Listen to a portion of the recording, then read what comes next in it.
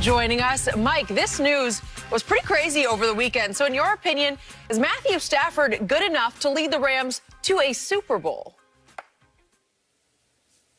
Yeah, Jenny, this was big news over the weekend, and I didn't expect Stafford to land in L.A., but hey, I thought it was a good move. And while I do think Matt Stafford has done some amazing things in his career, I do know that it's a lot of obstacles and hurdles that he still have to overcome.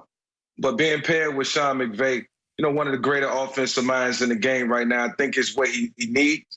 I think it's probably the best offensive system that he's going to be in since Jim Caldwell left. Now, I don't know all the guys who done came and went, but I do know that Jim Caldwell had a lot of success under with Matt Stafford, and Matt Stafford probably can attest to that. But he can make every throw. It's no defense that he hasn't seen. Obviously, quarterbacks are judged based on wins and losses in the playoffs, and the resume is not there for him, but it's never too late. So I do think it ups their chances. And Jared Goff, he had his moments. He did some great things. Can Matthew Stafford, overpromise, or over-deliver? I think it's all there for him. So, I thought it was a good move. It's great to see Goff go land somewhere where he can be, productive, and hopefully that'll work out for him. But I think in terms of Matt Stafford right now, this is his shot. This is his moment and his opportunity. I believe he is good enough for the simple fact of where he landed. And that, as you said, Mike, there's a lot of empty boxes on his resume as far as playoffs, winning division, Skip. Those are boxes unchecked currently. If you ask me, I don't know how Fox Bet has it or whomever does this, but probably the NFC favorites next year will probably be Packers, Bucks, and Rams. Now, I don't know what order, maybe the Packers, maybe the Bucks, if they were to win it, but I believe there's no way the Rams are anything less than the third favorite to come out of the NFC. Agreed. Given Matthew Stafford, given Sean McVay's resume, and the mere fact that they even thought about saying, if Jared Goff were to come back, he's going to have to compete with a guy that you just gave $130 million, Skip, and you're going to open it up to a competition. That lets you know Jared Goff was going to be out the door. Mm-hmm. I like this. I like the match. We did this earlier, Mike, and Skip asked me what grade I gave it. I gave it a C, not because I don't think Matthew Stafford is talented, because I think he's immensely talented. I love him going into this situation. But as we talked about it before, no division titles, he hasn't won a playoff game, and he's had some talented guys on his roster. Calvin Johnson, Roy Williams, Golden Tate, Marvin Jones Sr. He had a Reggie Bush and Joy Bell, Skip, when they had a nice little running combination. They did. So he's underachieved given the level of talent that he is, and maybe we're going to chalk it up to Detroit. Because Detroit folks, Barry Sanders retired year 10, and Megatron retired year 9. Yep. So maybe that has something to do with it. But he's in the ideal situation, and if you say, does he have enough to help the Rams get to the Super Bowl? It's a definitive yes. Okay.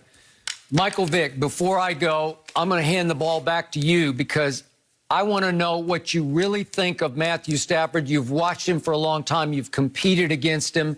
What reservations would you have about him in his rebirth here in L.A.?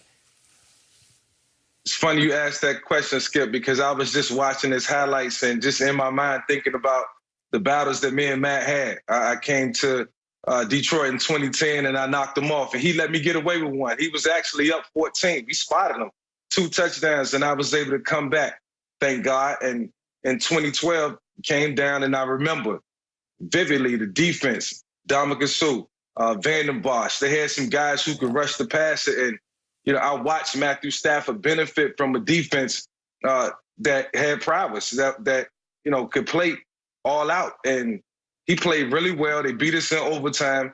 And I remember watching him and saying he's the future of the NFL. And he was maybe in his 3rd or 4th year at the time.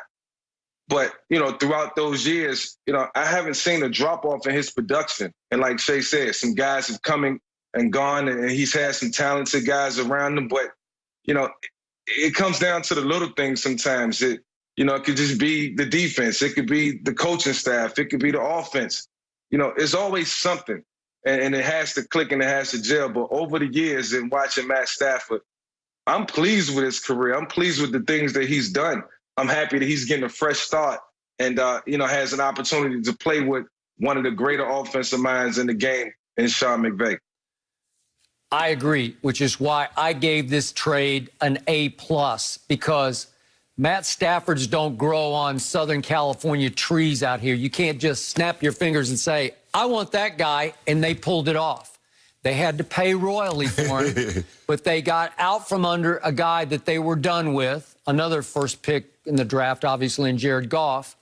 First time that's ever happened. Well, OJ was traded, but they didn't know that Kuz didn't know who was going to be the first pick the following year. Bingo. But in Matthew Stafford, you get what I think is a sleeping giant who was brought down by a franchise that was mostly sorry around him. He's going to be playing with the best team he's ever played with, both on offense and defense. And again, I'm not saying he has better weapons than he's had in Detroit, but listen, Cooper Kupp and the rest of the receivers, Robert Woods and Cam Akers had his coming out party last year. And that offensive line is top 5 to me. And as you guys both say, Sean McVay, he can really coach it up when it comes to that West Coast offense. The defense is maybe second to none. It's still coming of age, but as it continues to explode on people, man, you got a team that I think will challenge the Bucs and certainly the Packers to win the NFC next year. And I'm going to quickly read this quote because I really think it sums up Matthew Stafford. I read it earlier in the show, but it's Bruce Arians, who obviously has coached Peyton and Big Ben, Luck, Carson Palmer, and this is Bruce Arians on Matthew Stafford. He said, he's one of my all-time favorite guys. He's tough as nails. Like I said the other day, he's one of the few quarterbacks I like going out and watching warm up, just watching him throw because he's so special. I've always felt like he was one of the top 4 or 5 guys in this league for a long time. Like I said, he's as tough as nails, and his guys know it. They know he's going to suck it up for them. Well, as Shannon has pointed out, he's been beat up. He's been beat all to hell. But he only missed the back 8 games in 2018. And if you go all the way back to 2011, those are the only 8 games he missed. He did start all the games last year, beat all to hell as he was. So is he cumulative, beaten up? Michael knows how that feels late in your career. I just think this is like a rebirth in Southern California. And Michael's talked about how good it feels to wake up every morning with that eucalyptus tree smell outside. You just feel revitalized here. What concerns me about him is that he is prone to the turnover at the most inopportune times. And that's what, when guys, big arm guys, Mike, and you know this, big arm guys, sometimes they overestimate their ability and they force things when they don't need to. The one thing that you always say about Tom, there are very few times that you like, Tom, why you throw that? Especially in big moments. Yeah. Now, the NFC Championship game last week, notwithstanding, he made some mistakes that we really rarely have ever seen Tom Brady make. But you rarely see Tom in a situation where it's like, nah, hey, I'll check it down, I'll do the incompletion. I'm not going to force it and turn the ball over. That's the thing that Sean McVay is going to caution Matthew Stafford against. We cannot turn the football over. And if you take care of the football, I told Skip this. He'll be in the MVP conversation. In this offense, he will. With his skill set, he will be in the MVP conversation. Yeah, well, when you're in Detroit, you got to take chances. I'll tell you that. Just from watching him on film and watching him versus opponents over the years, he had no choice but to take chances. So the turnovers are going to show up. But, in this case for Matt Stafford, I think the biggest thing and the biggest caveat is he inherits a defense. Inheriting defense, you're going to get more opportunities in. With his arm strength, with his competence of the game and his knowledge of the game, he's going to take a lot of chances and all for the good. So I'm excited about this move. I can't wait to see. If I had to give it a grade, I'd give it a B grade. It's great. I mean, hey, they gave a king's ransom, but it's good for football. No. No. Come on, give it a B. Skip, like I said, 33 years of age with the injury history. And Skip, if he had won one division, if he had won one playoff game, I said, okay, Skip, they got something. But Skip, he couldn't beat the Bears and Jay Cutler. All of a sudden, 33 is young in this league. Huh? All of a sudden, 33 is young in the league. It is. Quarterback position. Tom Brady done moved the median age to like 37, 38. Now it used to be 30 was old for a quarterback. Now it's like 35, 36. Tom Brady's just getting started. They better be lucky I landed in a good spot. They better be lucky I landed in a good spot in the greatest platform on the earth in Fox, or I'll be making my run. Bingo. The legs hurt, Mike. The legs hurt. You've been out too long. Seriously. Yeah, I know. Yeah, I don't want no more of that. Tom is changing everything for all of us. Shannon, you mentioned it earlier with Fox Bet. I confirmed it is the Rams have the third best odds in the NFC behind Green Bay.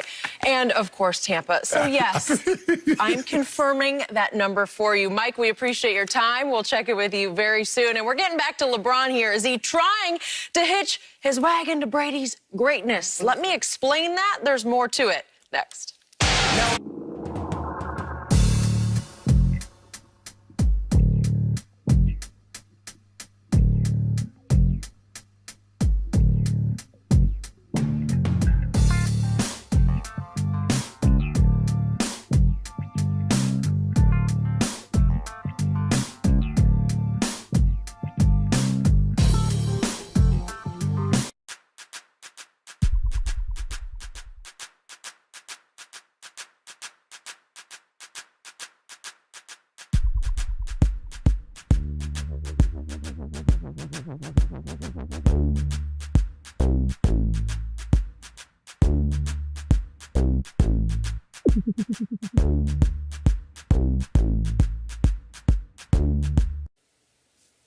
Yeah, Jenny, this was big news over the weekend, and I didn't expect Stafford to land in L.A., but, hey, you know, I thought it was a good move. And while I do think Matt Stafford has done some amazing things in his career, I do know that it's a lot of obstacles and hurdles that he still have to overcome.